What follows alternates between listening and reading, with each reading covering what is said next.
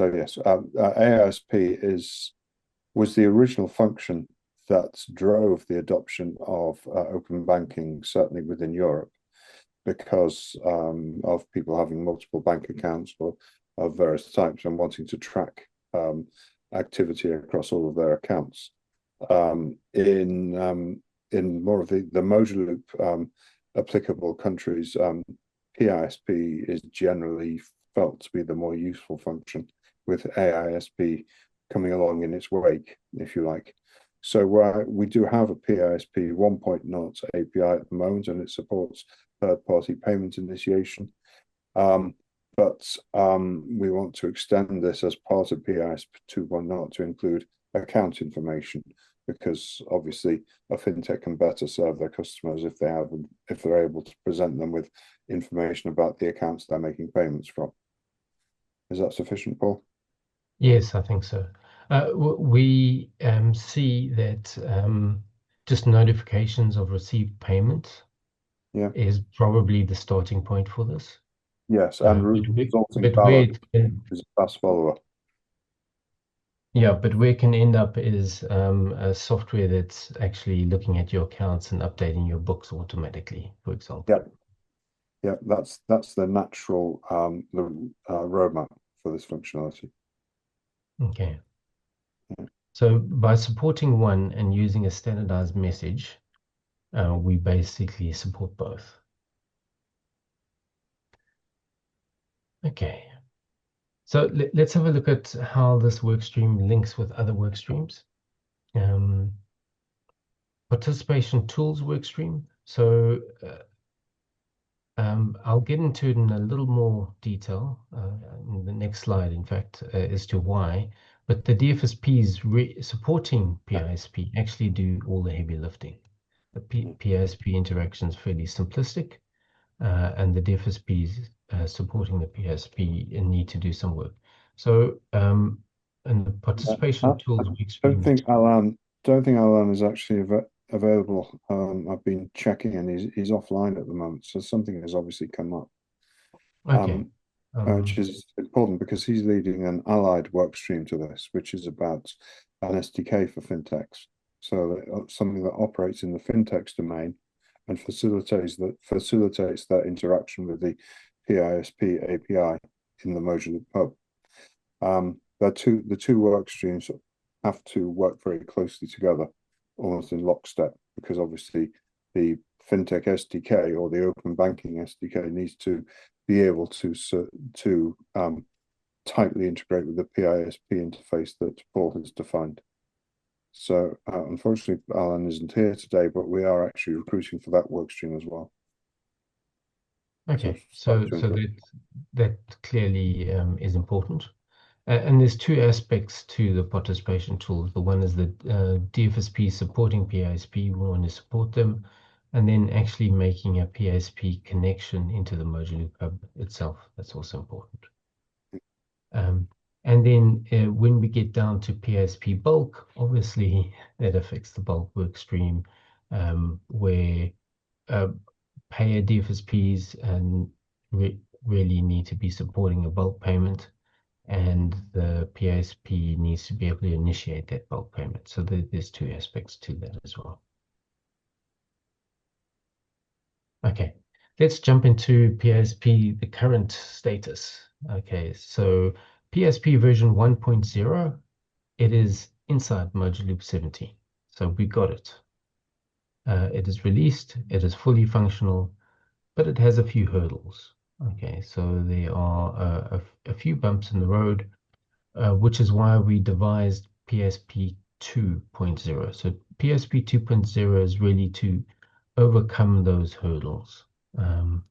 And I didn't want to cover the details of that. We have covered PISP version 2 in previous convenings.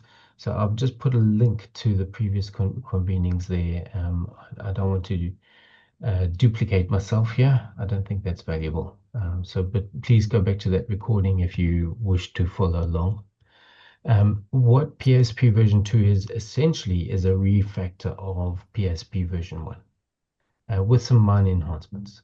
So want to refactor it and then add a few missing pieces, but they're not massive. And that's really the work that we're going to be looking at the epic for later on today. So what's in place? We've got an API specification in place. We've got some product documentation that describes exactly how it works. And we've got an epic written that's been reviewed by the community. It's got a value statement. It's got some acceptance criteria. It's got references and background. The workstream itself meets regularly, and we've got a workstream channel. If you want to get involved, please do so.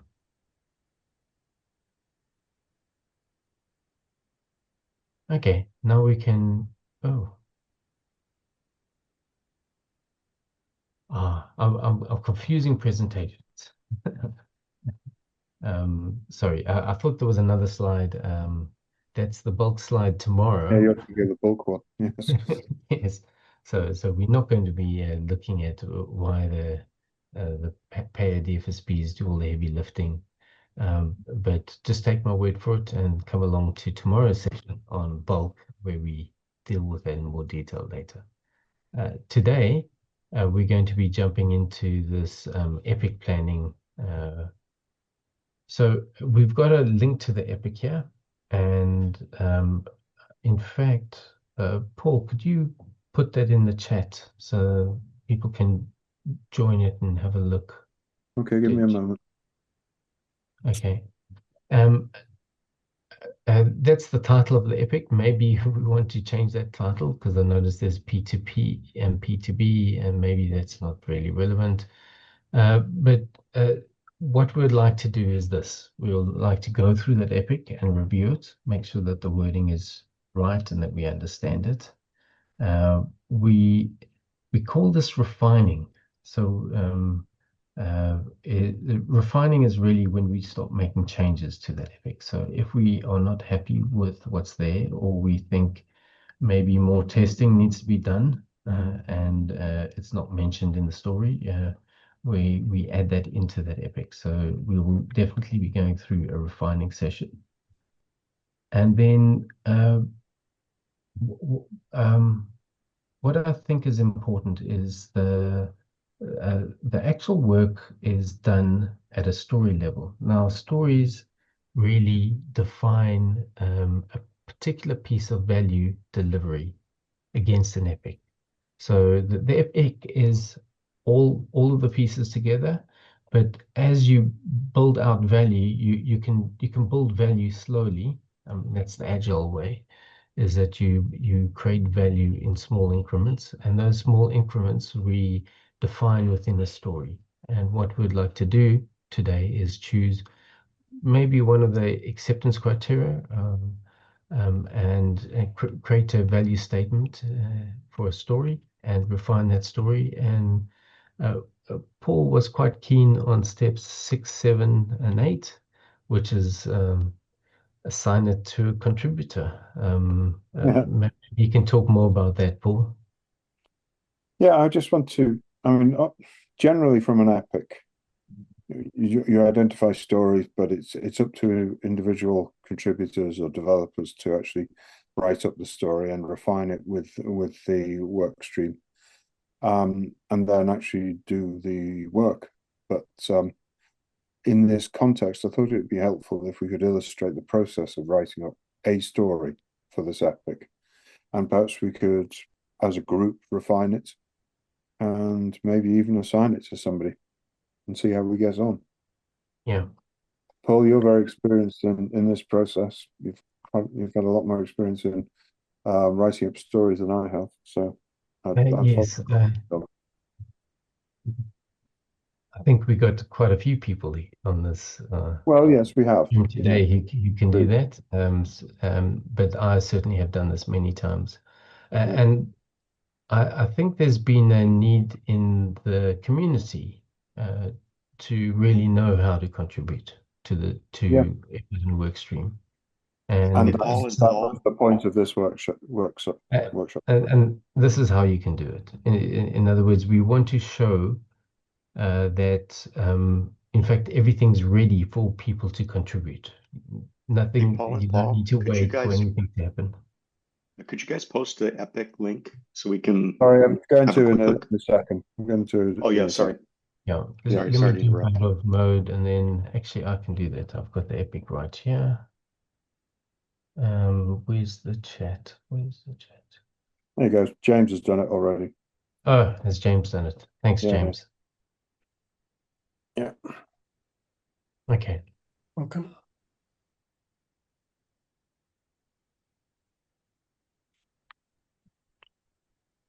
Okay. So, because this has been refined, it's been rewritten a few times and refactored and changed. So initially it covered a lot of scope, and then we broke it down into smaller chunks that we thought were easier to bite off. So that's why we got scope of MVP, scope of a basic MVP. We've got different aspects. But so this starts off with a value statement.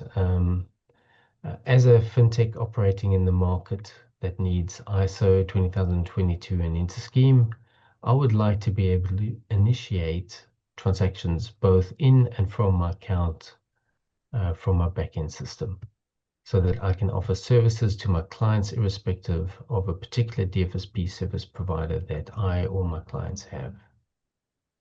Okay, I'm just trying to describe the basic value. Now, sometimes we find, Miller's got his hand up. Please, Miller.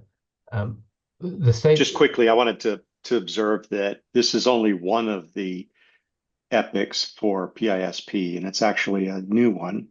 The original one was for wallets, where the fintech has neither account.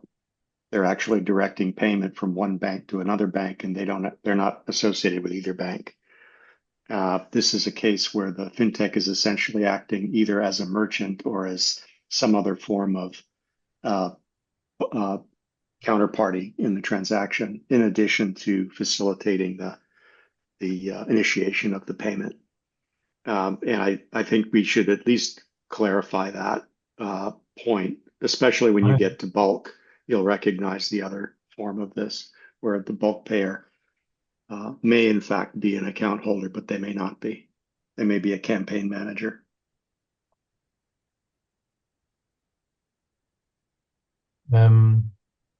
So you're saying, I think it's No. perfectly. I'm not suggesting you have to modify this. That if there were a fintech wallet, it will have neither. It won't be the payer and it won't be the receiver. It's just a wallet. It's a user interface that offers services and collects data. But it isn't. You're not paying the fintech, and the fintech's not paying you. They're not a counterparty to the transaction.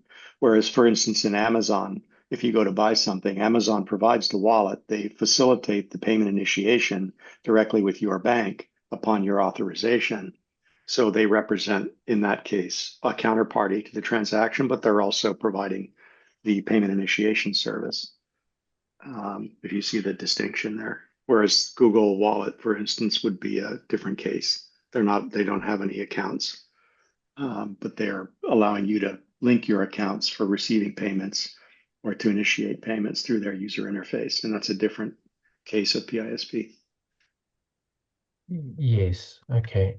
I think it's perfectly acceptable to have multiple value statements, Miller. Yeah, I would have said that if So if I'm this happy to truly add rolls up as more. an epic, No, right? no, no. And that you're saying there is an epic which is uh, related to a fintech operating in the market as a merchant, uh, or there is a fintech operating in the market as a wallet provider.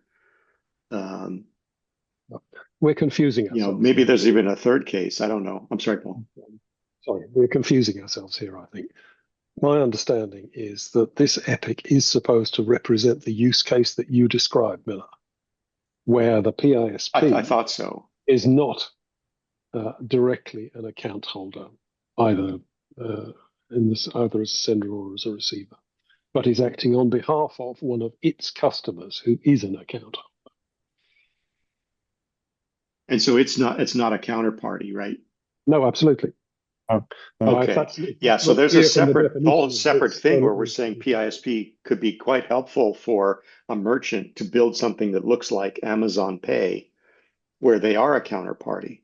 Now, Amazon since extended their Amazon Pay service to third parties, but it's more or less. But that in essence, their primary function is when they're a counterparty, you're paying them, or they're issuing a refund or something like that. Uh, and they're also providing the online wallet for that transaction. You have to register your DFSP with them. Um, is that the one that you're thinking about here, Michael? That would be the case? No, that's a secondary case, which I think is described somewhere here. So I want to be able to issue a request to pay, as well as being able to issue something where somebody else is supposed to be paying me, as well as something where Yes. I want to transfer from my customer's account to somebody else. Yes, those are exactly two different things. Yes, Maybe they they are roll two. up to the same epic. I They're think they quite do. distinct. Yeah, and one of them, I think you made the point, which is what distinguishes them is the only way we allow you to act as a counterparty through this interface is with Yeah. request to pay, and perfectly reasonable to do that. But you're registering yourself then in that form for that purpose. I would have, we could certainly debate it, but I would sort of question whether you adding your bank would ever give your bank the permission to do request to pay. That's kind of weird, unless their bank is a counterparty.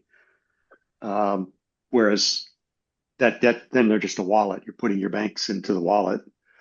But in the case No. of a merchant like My- Amazon, you need this other case. yeah, okay.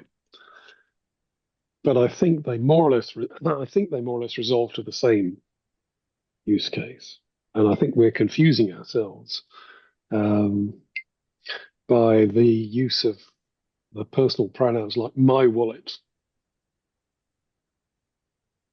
So we're speaking as a fintech, and what we actually mean is should my be looking at customer's. as a customer. Yes, exactly. My customer's wallet is what we mean. Yeah. I think that's an excellent point that, they're not the first party. They're speaking as one because they have to implement this. Yeah. So And the point of yet is they're representing the customer, right? In this case, not themselves. That's what was confusing me. yes, that's exactly what we want to say. The point is that the PISP is accepted by the account holding institution, the DFSP, as a legitimate representative of the DFSP's customer. And that is quite distinct and should be brightly distinct from the case where they represent themselves. Exactly. Yes, agreed. Yeah. So I think there's a different bundle of stories around the fintech helping themselves to an MRTP to the customer's account. That would seem to me to be a distinct case, even though there could be a case where both things are provided by the same fintech. Well, I imagine a situation, for instance, where a fintech is offering a point of sale application to a merchant. And one of the things that that point of sale application can do is to issue requests to pay to the merchant's customer DFSPs to pay funds into the merchant's account in settlement of their bills. Yeah, no, that makes sense. However, that is the former case, not this specialized case. That is, it's an MRTP, and maybe that's the distinction you're making, is that it's an MRTP, but it's in the wallet-based case. It's not in the case where the fintech is a counterparty. They're not actually. It's an on behalf wallet, just like it would be in an end user consumer wallet. In this case, it's a merchant wallet. But we're not But considering. the account is not held by the fintech. The account's held by the merchant, or on the reverse case, it's held by the customer.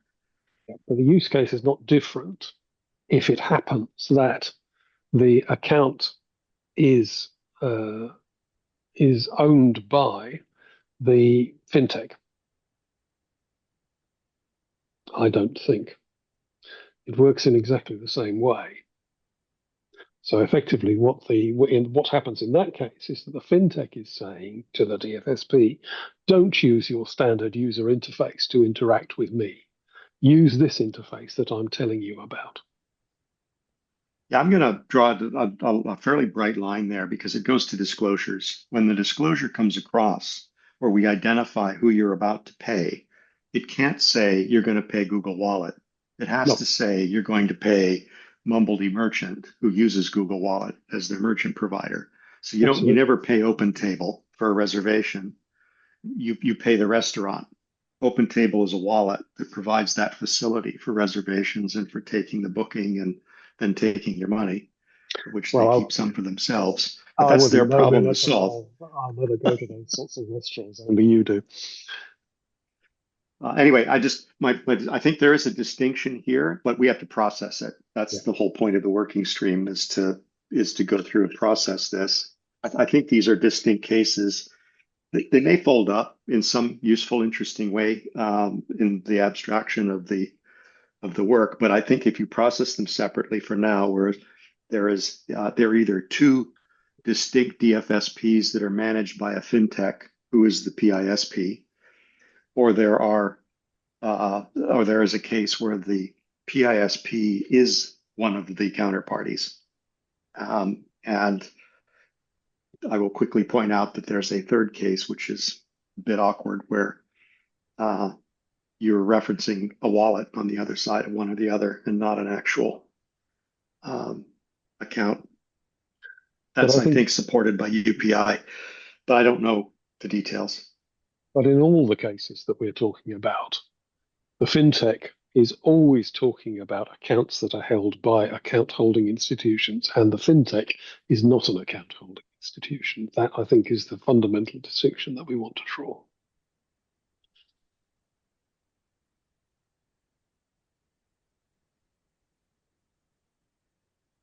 I also can see that some DFSPs may in fact want to act as a fintech too Yes. and connect Yeah. accounts because maybe they held back by their Yeah. core banking system or the core system and they would like to extend it and they want to do it in a safe, responsible way so they can operate a fintech too. Yeah, so look at ICICI Bank in India. That's what they do. Their wallet, you can put a non-ICICI account into that wallet and make a payment, that sort of thing. Then you could imagine that emerging in other markets. But again, it still goes back to the same thing, which is the person who is the entity that is interfacing to the PISP API is either an account holding institution for the purposes of that API registration, or they are not. And if they are, then that's a special case. But in UPI, they're helping themselves. UPI, they're all PISPs. Yeah, and in any case, in that context, I mean, we all know it happens. It's classic anti-disintermediation, but it's still the DFSP taking on a role of a fintech. It might be the same root entity, but it's a different role. So I'm not sure we need to worry too much about that. No, wait now. So we're missing something here. So what I'm saying is the account holder is using the PISP interface. That is not the same thing. UPI does not support that. In that case, if you come in as UPI as a wallet provider, you don't have an account. You're providing a user interface. ICICI, for example, because any bank can do it, but they happen to do it, offer a UI that is a full-featured wallet UI that you can put your banks in there, initiate payments from them to other institutions where they're just acting as the wallet provider. And even in the case where it was their bank, they're still not the account holding institution.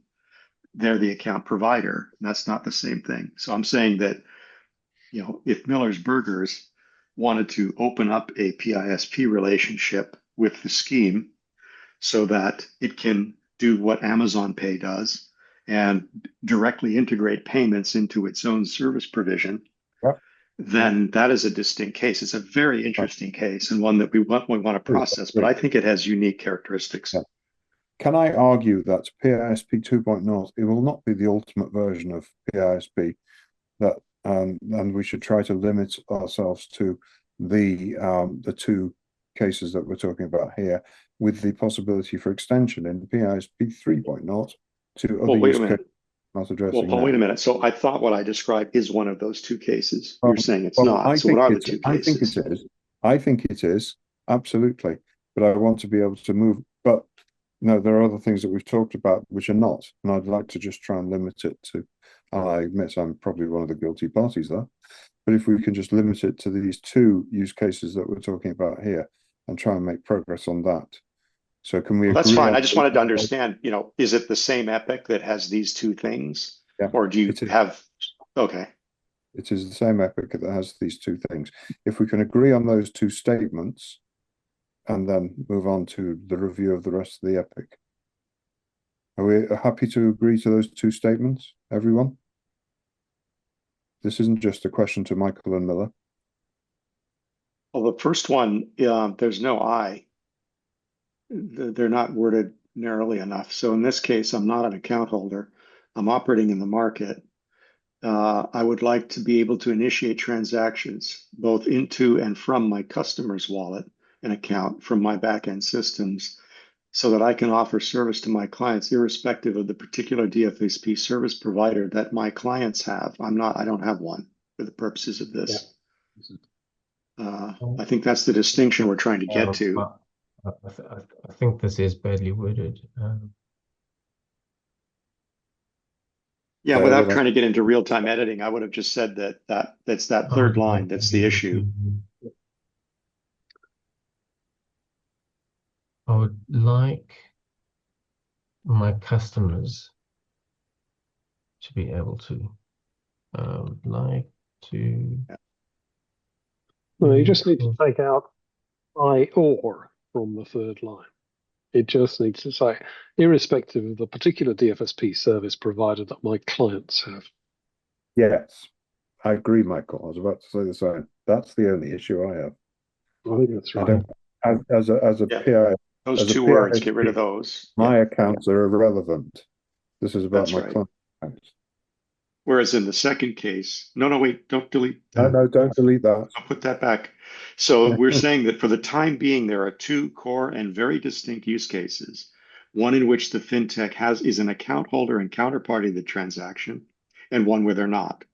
Yep. In the first one, they're not a counterparty to the transaction. They don't have accounts, only their customer does. Yep. And in the second case, they in fact have an account and they're a counterparty to the transactions, but they still want to control the transaction. Yep. Facilitate the transaction. Yep. Well, I think in the second case, they want to control it. Being polite there, I mean, merchants being what they are. Mm-hmm. Money grubbing. Sorry. Let me just check to see if that edit works. Yeah. Yep.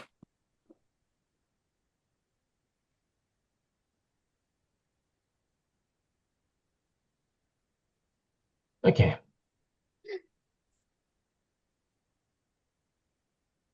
So, scope of MVP. So what we did is we took the long list of features that we wanted to add, and we broke it down into what was the minimum to provide some value. And that's what we put here. So OTP for authorization. In other words, there's a resource endpoint, TTP verifications, which uses FIDO, a centralized verifications mechanism. And we felt that wasn't necessary for MVP. I think more and more DFSPs are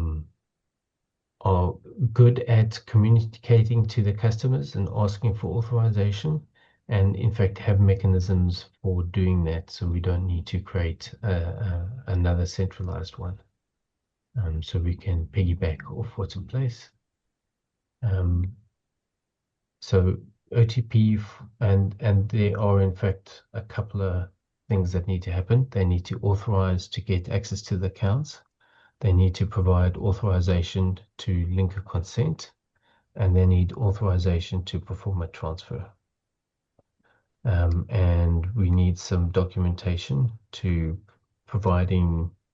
explaining how to safely do this one-time PIN password mechanism, because I think there are concerns that it can be done well and can be done poorly. So let's back that up with some documentation. Did I cover that well, Paul Macon? It's been a long time since we discussed this in detail. Yeah, I think so. What do other people think? It's not up to me. Yep.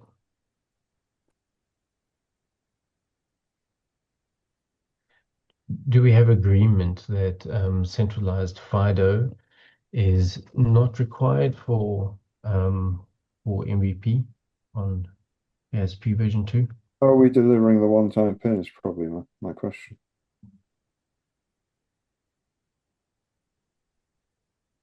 I'm a little bothered by this. I think that OTP is used when you're using USSD, whereas FIDO is used when you have a smartphone with an embedded secure element. And you wouldn't use OTP for that. You could, it's a little awkward, but you could use it. So, the OTP is useful where you're traversing somebody else's network and infrastructure, like a USSD link, or for instance, an ATM network. If you're going to do cash out from an ATM, or if you're going to use a point of sale terminal to provide the transaction information, it needs to collect the OTP, encrypt it, send it back for verification. But that the on smartphone authorization, first party authorization would be that's FIDO. I don't see how else you would. I mean, I wouldn't want to suggest that there's some other smartphone way of doing it, or say you don't need it. That's not right. You got to have something. So I think the bulk of our users are still on feature phones. Yeah, I mean, you need OTP, but I think my point is that if this is a fintech, it's a smartphone. I mean, it's awkward to think of fintech going through telcos and renting USSD servers and as their primary mode of delivery, but with no smartphone application. Generally, PISP is predicated on smartphones. It kind of is, yeah. And one-time PIN delivered via SMS for a financial service gives me the heebie-jeebies, frankly. Absolutely. I would have said, though, that using OTP in an ATM network or a POS network is perfectly fine. And that's one thing that we demonstrated some years ago. You own the network at that point, and therefore well, somebody owns it. You don't own it. Somebody else does. But that's the point. Is somebody who has the belief that their network is secure, unlike a mobile network. Right. Yeah. Right. SMS is not a secure transport.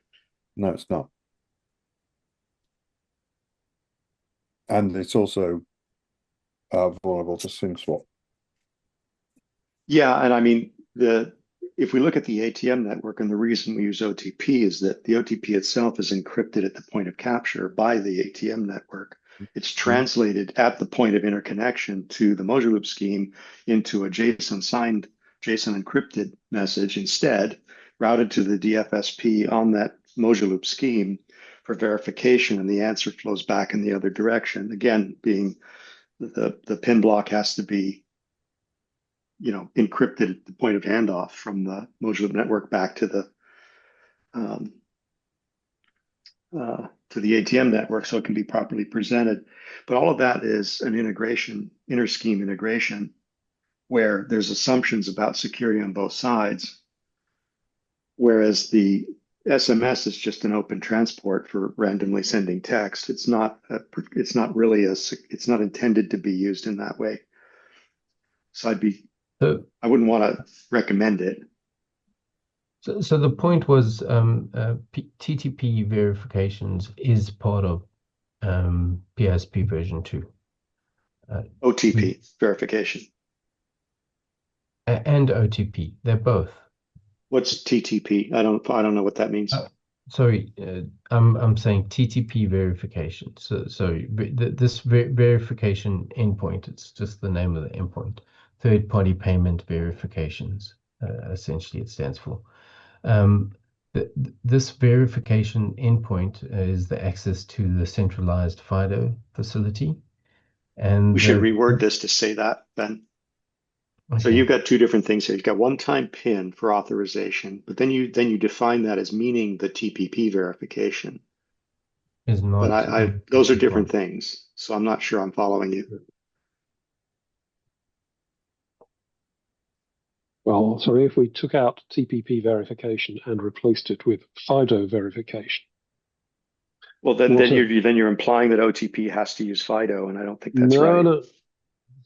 No, not at all. This is what I'm saying is that we thought we would start for MVP with one authorization method rather than two. Now, I don't think we care which one of those it is, whether it's OTP or FIDO. We took the view that it was probably safer to start people off to use OTP because it would be easier for them to understand. Mm-hmm.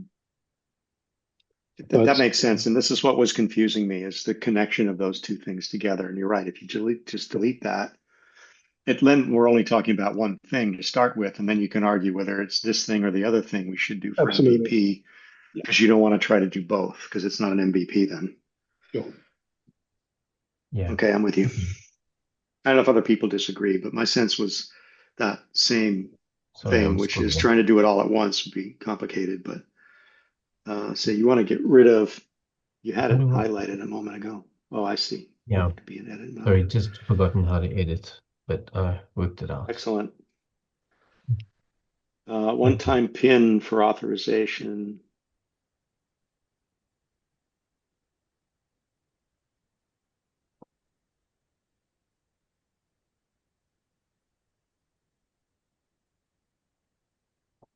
And I've done the same here. Mm-hmm. This resource is not required because of this statement. Yeah, okay. Yeah, so I would.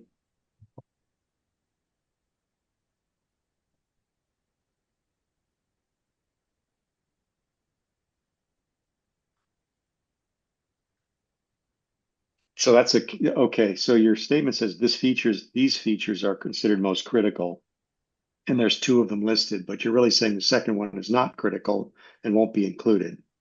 Yeah. So we probably should reword that. I'll leave you to edit that. But yeah, you see, basically here's the features we need, which is the one-time PIN for authorization for these four things. And then you would probably want a separate paragraph that says the following things, to avoid any confusion, the following things are not considered part of the MVP, which would include TPP verification interface, which means the following end user, the business functionality you won't get is the following, basically, in the MVP. Yeah. We're trying to recognize that the consumer of an epic is the business owner, right? So I wonder if we might change 1.3 so it says to initiate the transfer, just to make it clear that that's what we're talking about. 1.3. You're one up. There you go, right there. I'm not sure. Yeah, I realized it as I was typing. Okay.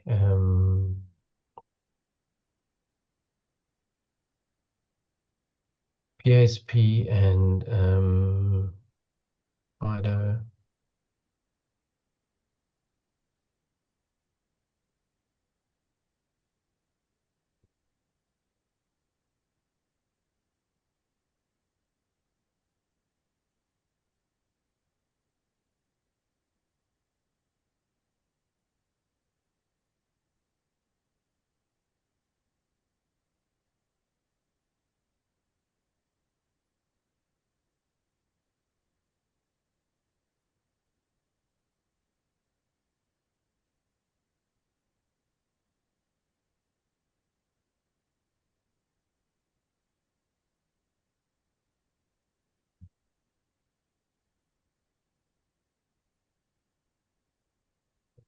save this and let's have a look.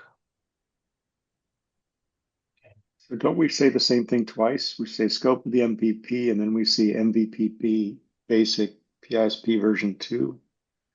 Or what's the difference between these two paragraphs? Um, That's the scope. that's the scope, and this is what needs to happen So this is the to business value you're going to deliver, or this is you're trying to show people what work to do. this is more As I recall, the epic is supposed to explain the business value that will be delivered and try to stay away from the technical work, which is up to stories to define that. Yes, well, we're blurring the lines a little bit because we want this epic to provide a bit of guidance to people who are not familiar with the project.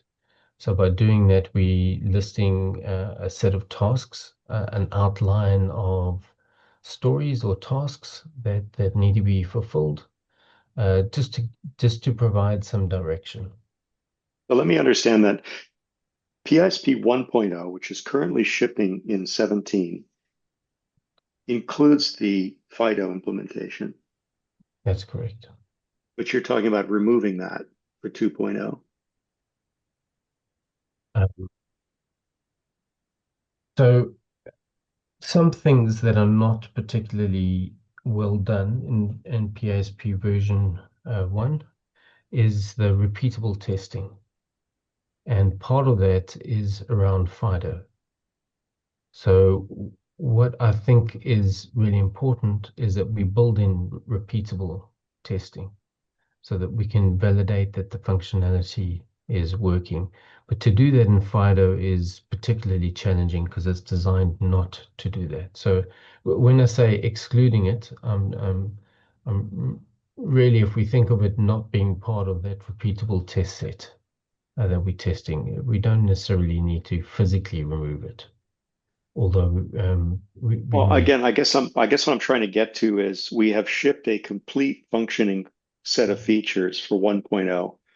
We're now proposing a 2.0. And if you say finalize the 2.0 API by removing functionality, I'm going to have to disagree with that. You could talk about establishing the MVP means do these things with the understanding that you can't ship 2.0 until you have them back again. You can have an MVP for community review and what have you, but you can't remove functionality, especially if it's just because you haven't figured out how to test it. I don't think that's right. Maybe I'm still not understanding the situation, but we basically can't go backwards by removing functionality that we had adequately implemented before. Or am I not understanding it? Yeah, is what's being proposed a breaking change to the current PISP 1.0? Yes. PISP version Yeah. 2 is completely a breaking change, yes. Yeah. So we And do. in addition to being a breaking change, it is a removal of functionality which was already shipped and released. That's got to be we don't do that. Certainly not just to accommodate engineering practices. I mean, if there's a business reason for removing it, we would fully document that and vet that out to the community and so forth. Yeah. We wouldn't just withdraw it. Are we clear on exactly what's being removed and why? It is functionality that we do want. We just had a tough discussion on trying to.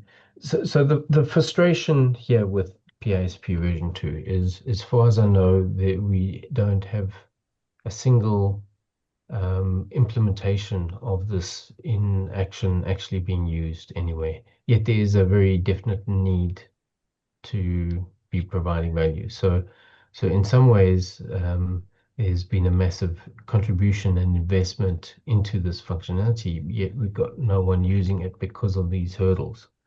So what we're trying to do is to cut down the work required to get us to a point where we can start extracting some of that value. And then we can build up from that point onwards. Well, wait, let me Um, ask you. So, are you sure that the reason it's not being used is because we don't have a way to do repeated testing? Are you sure? um, I think uh, it, I don't know, Miller, but I do know that if we don't repeatedly test things, then the Yeah. chances are it doesn't work. Yeah, but we know Because we can repeatedly test it because I can make multiple payments one after the other, each one authorized. I don't necessarily have to have the complete internals of the FIDO system subject to my review. That's not necessary. We're using FIDO as a subsystem to authorize a payment where we specify the challenge and the response that we expect back. And we have to be able to validate those outside of the smartphone in our own systems. I can't believe that's not repeatable. What's the part that's not repeatable, I guess, is I'm trying to say um, without, yeah, I'm not trying to go down a rabbit hole, but I need to understand why we have taken what is a very significant feature and simply removed it. Um, the test itself can only be run once. what test is that? The test to check that your deployment is correct on the PISP, that it's correctly deployed, you can run it and then you can't run it again. Why is that? It's because What? of the FIDO mechanism.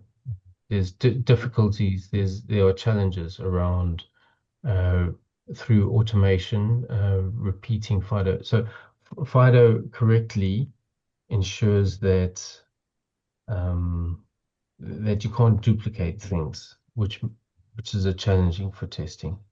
Yeah, but My so you just throw a seed in it and then you're fine. As long as you put the seed there, you know what the seed is, so you can check it yourself.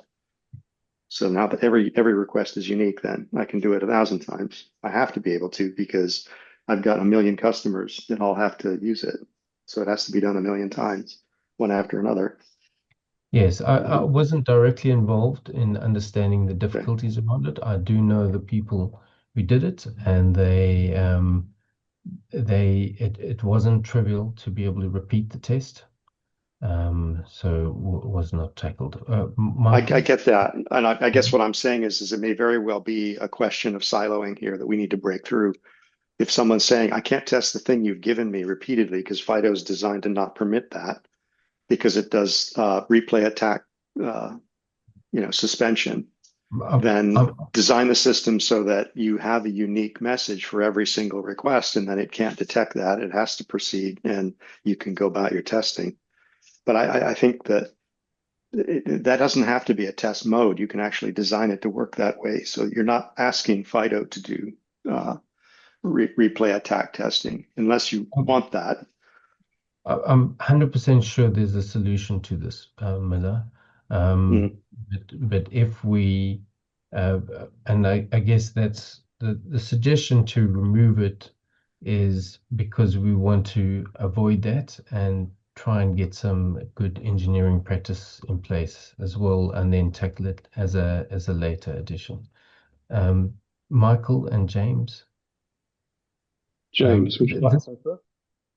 Oh, I thought you had yours up first, Michael. But yeah, I was just going to say I wasn't focused on this piece of work either when it happened, the original PISP implementation, um, but I do have a vague recollection of asking some questions around this before, Miller, and I think the tool support wasn't around to use a seeded session like you mentioned.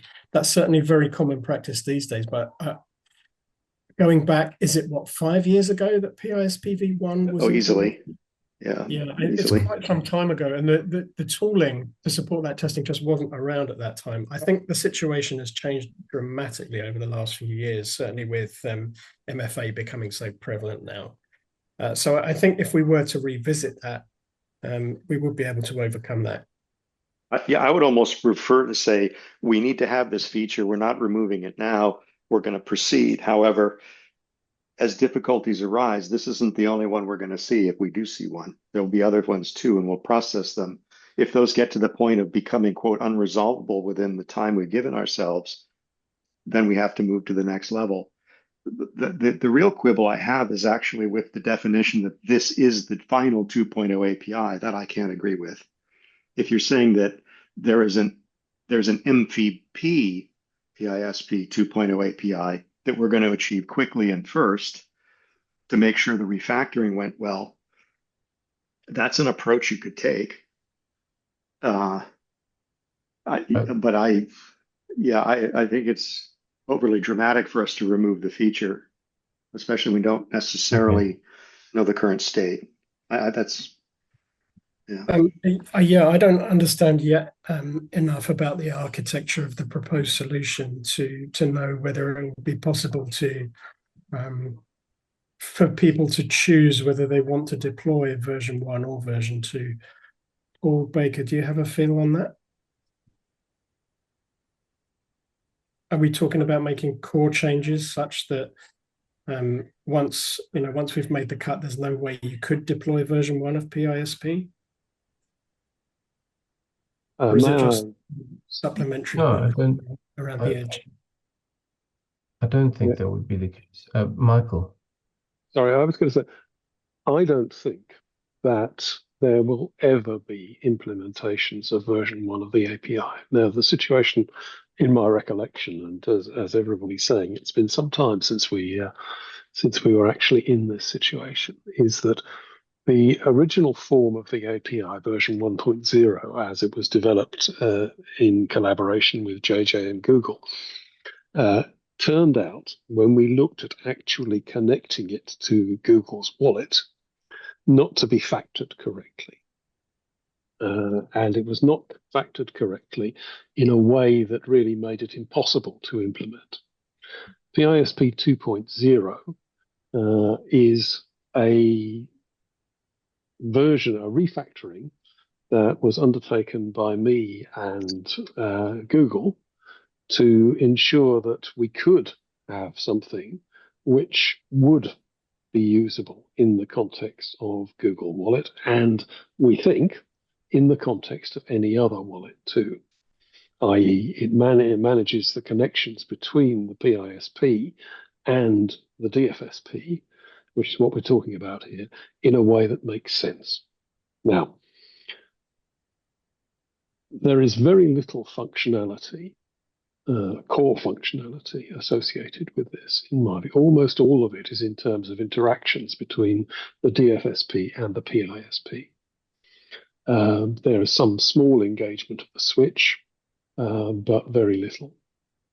Now, I think I want to go back to the point that Miller made. If what we're saying is that we intend to implement the whole of the PISP interface, but for an MVP which enables people to get started, and in particular, which enables fintechs to get started, trying it out and thinking of good ways in which they can develop applications which use it, then we should do that as quickly as we possibly can and bring the other use cases on stream after that. And I would wholeheartedly support that view of it.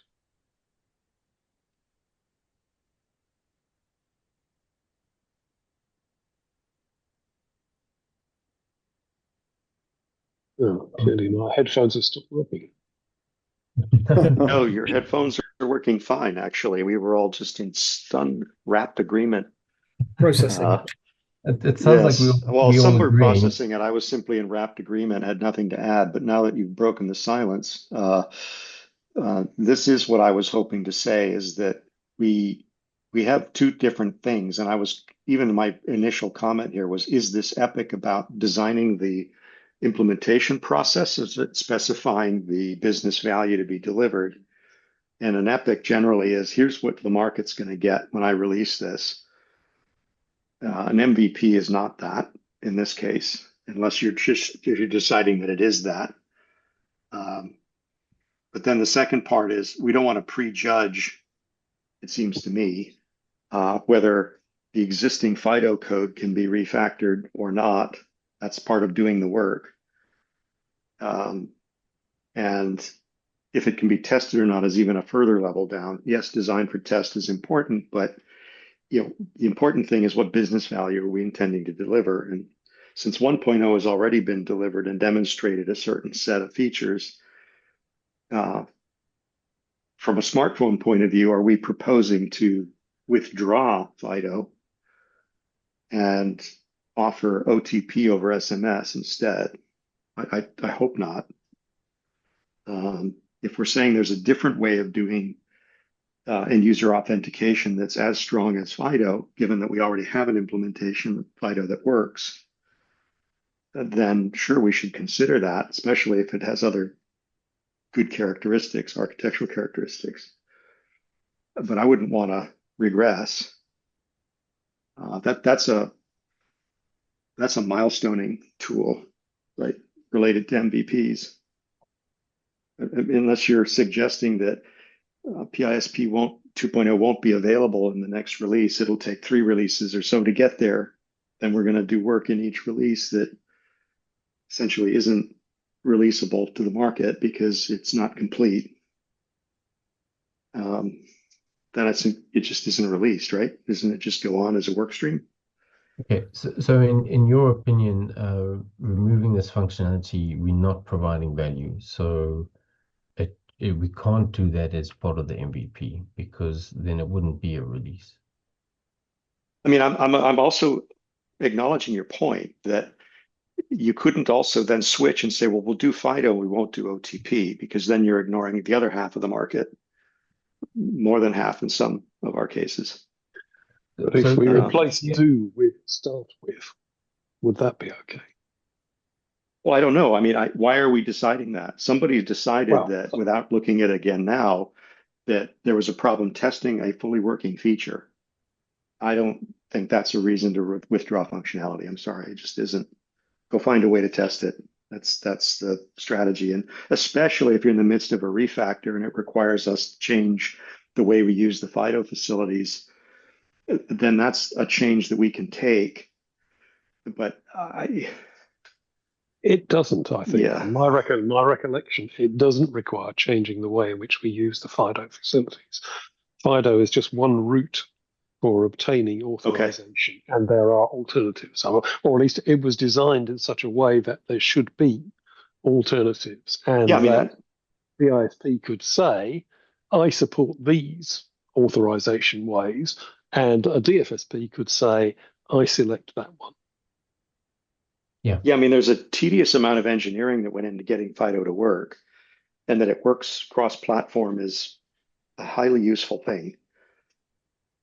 So I wouldn't give that up. If there is somebody saying that the market doesn't require FIDO, they're willing to ship bank grade authentication over SMS, you might want to take that as a business requirement. I don't think we have that at present. I think people who were part of the original design of this thought that FIDO was a good idea. And we did go through all the way through the implementation of it. So I wouldn't be too quick to discard it. If it's a barrier to implementation, meaning you're talking to a wallet provider and they're saying, I can't use that FIDO thing that you built because it doesn't this, that, or the other thing, then we're not providing value to the very people we think are going to use it.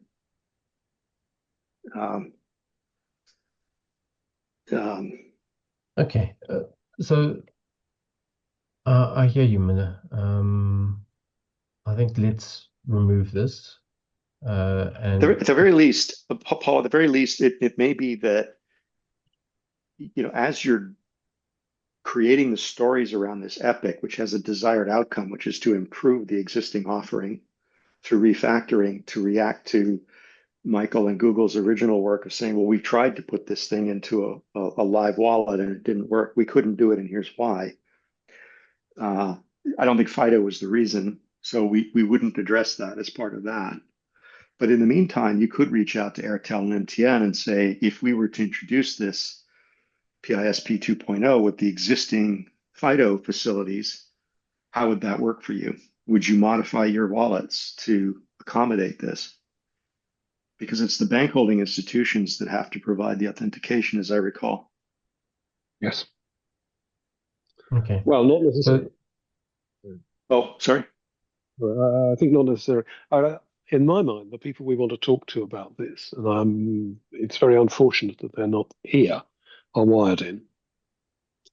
Now, Alain and I have spent a long time talking about what Wiredin would like to do in terms of use cases.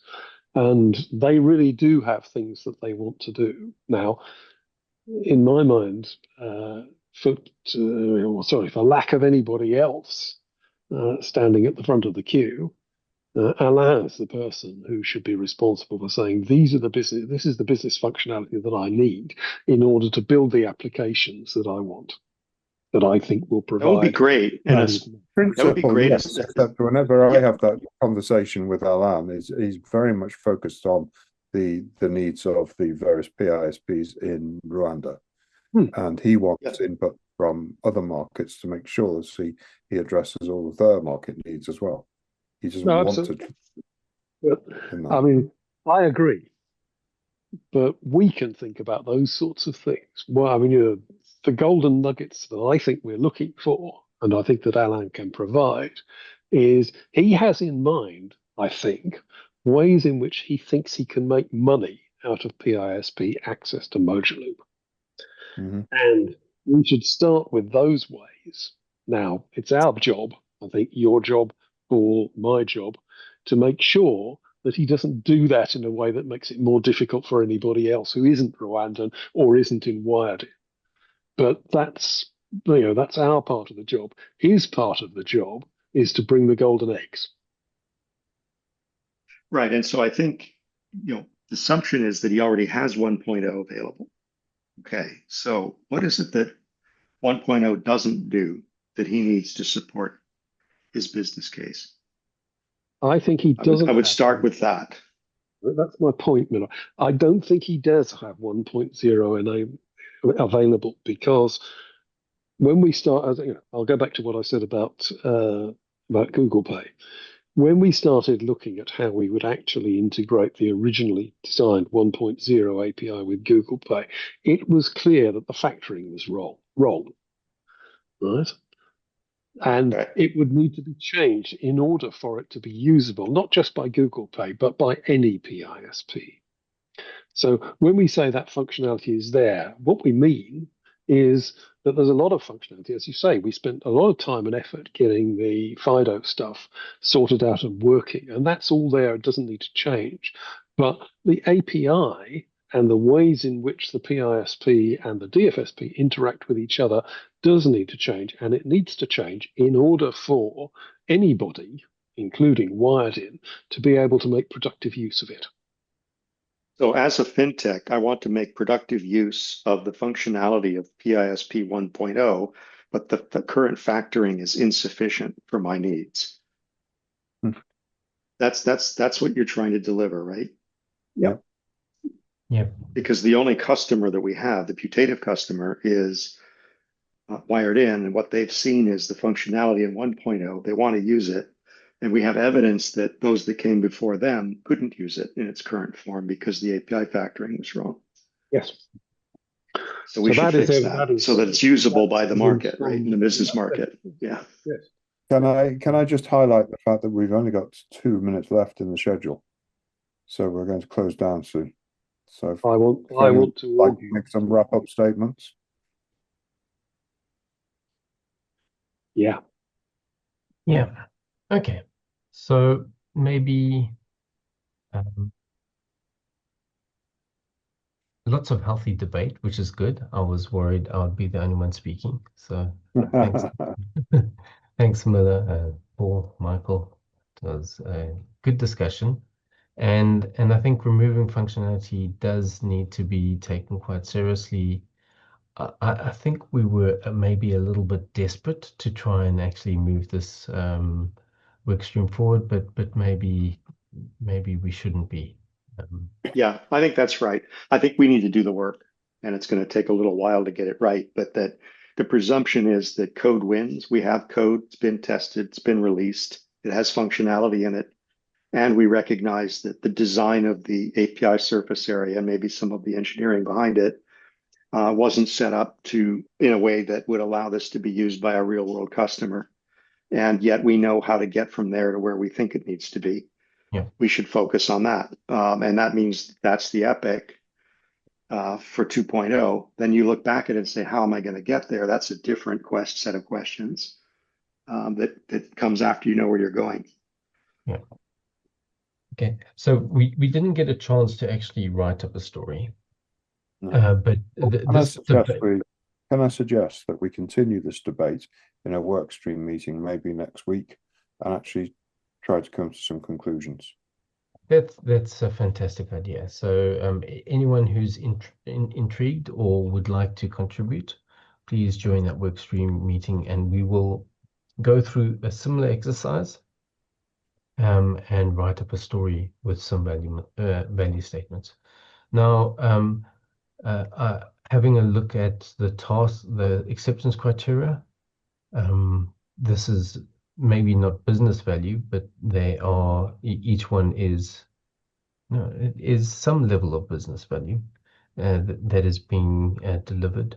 It is along this line that we're going to be writing the stories. So please have a look at the epic, review it, and then come to the workstream meeting, and we'll take it from there. Thanks, everyone.